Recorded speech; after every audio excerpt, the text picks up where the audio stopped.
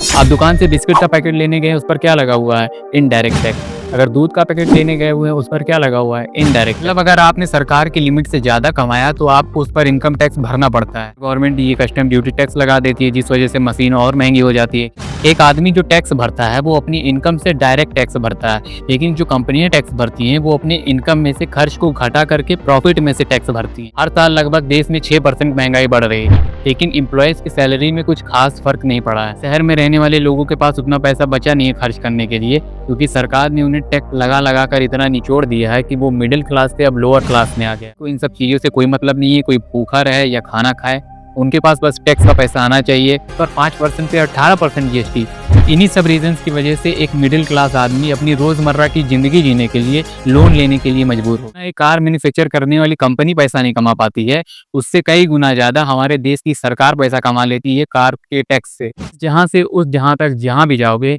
हर जगह हर मोड़ पर मुझे ही पाओगे, यानी कि टैक्स। अच्छे गवर्नमेंट हॉस्पिटल हैं जहाँ पर आपको फ्री ऑफ कॉस्ट वहाँ के डॉक्टर और नर्स आपकी अच्छे से देखभाल करें। टीचर्स डेली क्लास में पढ़ाने जाते हो। जितने भी आपके सरकारी काम होते हैं क्या वो टाइम पर हो जाते हैं? आपके घर में 24 घंटा 7 दिन बिजली आती है? क्या आपको रोजगार मिल रहा है? जनता से जो भारत सरकार इतना टैक्स वसूलती है, आखिर इतना पैसा जा कहाँ रहा है?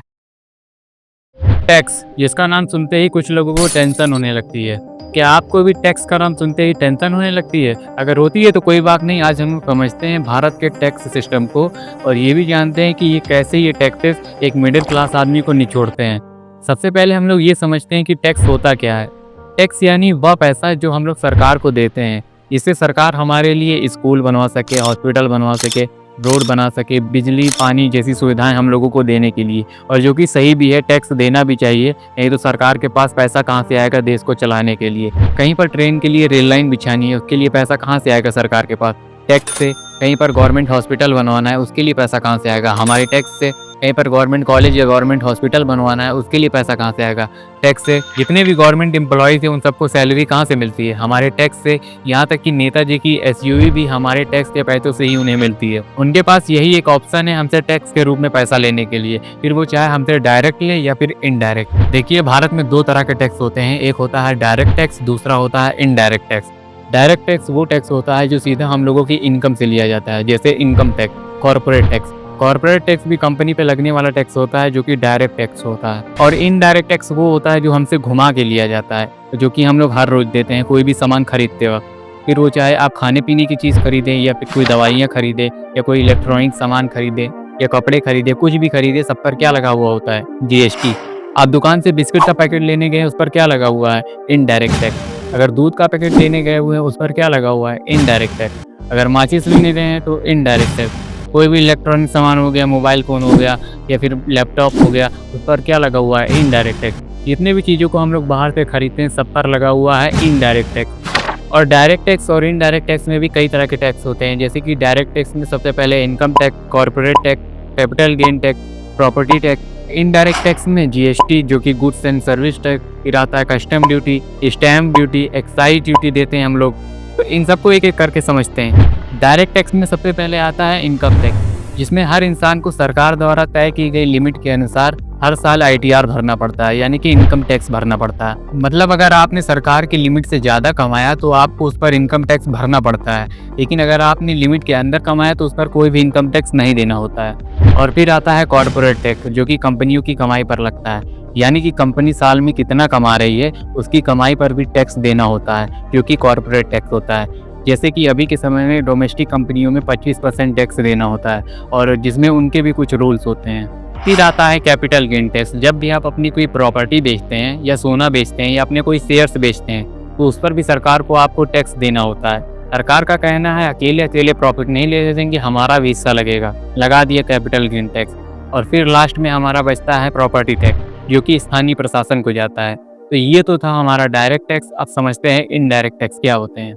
इनडायरेक्ट टैक्स में सबसे पहले आता है जीएसटी, जो कि सबको पता होता है, जिसमें हमसे 5% से लेकर के 28% तक टैक्स लिया जाता है, जो कि डिपेंड करता है कि आप कौन सा सामान खरीद रहे हैं। और ये वो टैक्स है जो कि हम लोग हमेशा देते हैं, जो कि हमसे ज़बरदस्ती लिया जाता है, और इसे हम लोग क्या कर भी नहीं रोक सकते हैं। और फिर इसमें आता है एक्साइज ड्यूटी। ये टैक्स वहाँ पर लगाया जाता है जहाँ पर किसी चीज़ का प्रोडक्शन होता है। अभी के समय में मेनली ये पेट्रोल, डीजल पर और तंबाकू, शराब जैसी चीज़ों पर लगाया जाता है। और फिर है कस्टम ड्यूटी। जब भी आप कोई सामान दूसरे देश से अपने देश में मंगवाते हैं या इंपोर्ट करवाते हैं, तो उस पर लगने वाला जो टैक्स होता है वो कस्टम ड्यूटी टैक्स होता है। जैसे मोबाइल फ़ोन हो गया, लैपटॉप हो गया या कोई भी इलेक्ट्रॉनिक आइटम हो गया या कोई मशीन हो गया, जैसे एमआरआई मशीन ही देख लीजिए, वो जर्मनी और अमेरिका से मंगवानी पड़ती है, भारत में नहीं बनती है और उस पर गवर्नमेंट ये कस्टम ड्यूटी टैक्स लगा देती है, जिस वजह से मशीन और महंगी हो जाती है। और जब मशीन महंगी होती है तो उससे होने वाली जो जाँचें होती है वो भी महंगी हो जाती है, जो कि हम लोगों की जेबों पर असर पड़ता है। इसके अलावा भी गवर्नमेंट हमसे बहुत तरह की टैक्स वसूलती हैं। आज इंडिया में लोग कॉर्पोरेट टैक्स से ज़्यादा इनकम टैक्स भरते हैं और इनकम टैक्स भरने वालों की संख्या सिर्फ 3% है, और जिस वजह से पिछले कुछ सालों की तुलना में अभी के समय में कंपनियां प्रॉफिट में हैं। एक आदमी जो टैक्स भरता है वो अपनी इनकम से डायरेक्ट टैक्स भरता है, लेकिन जो कंपनियां टैक्स भरती हैं वो अपने इनकम में से खर्च को घटा करके प्रॉफिट में से टैक्स भरती हैं। लेकिन इतना फ़ायदा इन कंपनी को देने के बाद भी ये एम्प्लॉयज़ की सैलरी तक नहीं बढ़ा रहे हैं। हर साल लगभग देश में 6% महंगाई बढ़ रही है, लेकिन एम्प्लॉयज़ की सैलरी में कुछ खास फर्क नहीं पड़ा है। सरकार यहाँ पर चाहे तो एक नियम भी ला सकती है कि हर साल इतनी तो सैलरी बढ़ा दो जितना महंगाई बढ़ रही है। आज शहर में रहने वाले लोगों के पास उतना पैसा बचा नहीं है खर्च करने के लिए, क्योंकि सरकार ने उन्हें टैक्स लगा कर इतना निचोड़ दिया है कि वो मिडिल क्लास से अब लोअर क्लास में आ गया है। वहीं अगर आप दुबई की बात करें तो वहाँ पे आप चाहे जितना मन उतना कमा लीजिए, वहाँ पर गवर्नमेंट को आपको 1 रुपये टैक्स देना नहीं पड़ता, क्योंकि वहाँ पर इनकम टैक्स है ही नहीं।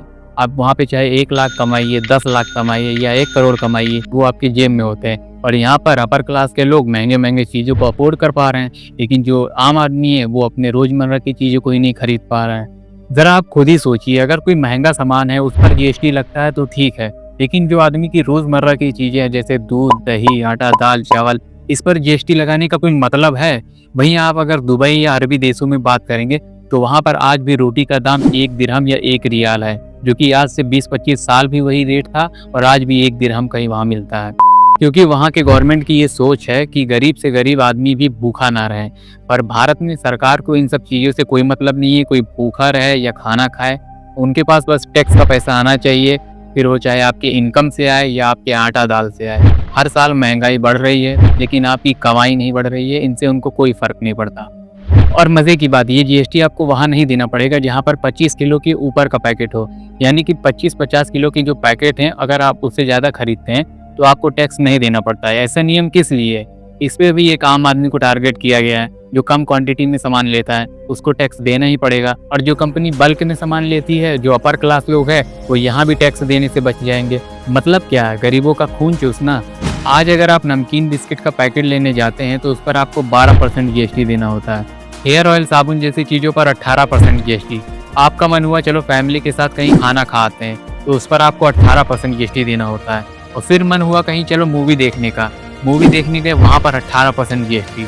मूवी देखते देखते आपको पॉपकॉर्न खाने का मन हुआ, वहाँ पर 5% जीएसटी। और पॉपकॉर्न में भी कहीं आपने कैरेमल पॉपकॉर्न खा लिया तो उस पर 18% जीएसटी।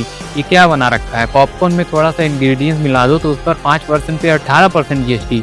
इन्हीं सब रीजंस की वजह से एक मिडिल क्लास आदमी अपनी रोज़मर्रा की ज़िंदगी जीने के लिए लोन लेने के लिए मजबूर हो गया है। सारी उम्र काम करने के बाद वो सोचता है एक अच्छा सा घर बनवा ले शहर में, लेकिन आज के ज़मीन के रेट को सुन करके घर बनवाना तो छोड़िए, वो अपनी ज़िंदगी की पूरी कमाई भी उसमें झोंक देना तो भी शायद शहर में एक अच्छा सा घर ना बनवा पाए। एक आम आदमी और किस चीज़ पर पैसा खर्च करता है? गर्मी के समय में उसको पानी पीना है ठंडा तो वो फ्रिज लेने जाता है, उस पर 18% जीएसटी। अगर आपके घर में पीने का साफ पानी नहीं आ रहा है, वाटर प्यूरीफायर लगवाना है तो उसके लिए 18% जीएसटी। और मोटरसाइकिल आजकल हर आदमी के लिए कॉमन हो गई है। अगर वो सोचता है अपने लिए एक अच्छी सी मोटरसाइकिल ले ले तो उस पर 18% जीएसटी। और मोटरसाइकिल अगर 350 सीसी से ऊपर का ले ले तो उस पर 28% जीएसटी। अगर गर्मी के समय में आपको ज़्यादा गर्मी लग रही है, आपको घर में एसी लगवाना है तो उस पर आपको 28% जीएसटी। ये सब बोलते हुए मुझे एक शेर याद आ रहा है, किसी ने क्या खूब लिखा है कि इस जहाँ से उस जहाँ तक जहाँ भी जाओगे, हर जगह हर मोड़ पर मुझे ही पाओगे, यानी कि टैक्स। या एक हर आदमी का सपना होता है कि उसके पास एक अच्छी सी कार हो और उस पर भी 28% टैक्स। चलो ये ठीक है, लेकिन उसके इंजन और साइज के हिसाब से और भी टैक्स। इंडिया में जितना एक कार मैन्युफैक्चर करने वाली कंपनी पैसा नहीं कमा पाती है, उससे कई गुना ज़्यादा हमारे देश की सरकार पैसा कमा लेती है कार के टैक्स से। इसका सबसे बड़ा एग्जांपल आप टोयोटा फॉर्च्यूनर को ही देख लीजिए। फॉर्च्यूनर की अभी कीमत है 60 लाख रुपए, जिस पर जीएसटी लगता है 28% और फिर लगता है जीएसटी कॉम्पेंसेशन सेस 22%। इसके अलावा रजिस्ट्रेशन, रोड टैक्स, इंश्योरेंस जैसे टैक्सों को मिलाकर 18 लाख का टैक्स लगता है सिर्फ एक गाड़ी पर। और ये जो डीलर कस्टमर को कार बेचता है, उसके हाथ में कुछ ज़्यादा पैसा नहीं आता है, उसके हाथ में आता है सिर्फ 1 लाख रुपए। और ये अगर आपको कम लग रहे हैं तो उस कंपनी का सोचिए जिसने ये गाड़ी बनाई है, उसके हाथ में तो सिर्फ 40,000 ही आ रहे हैं।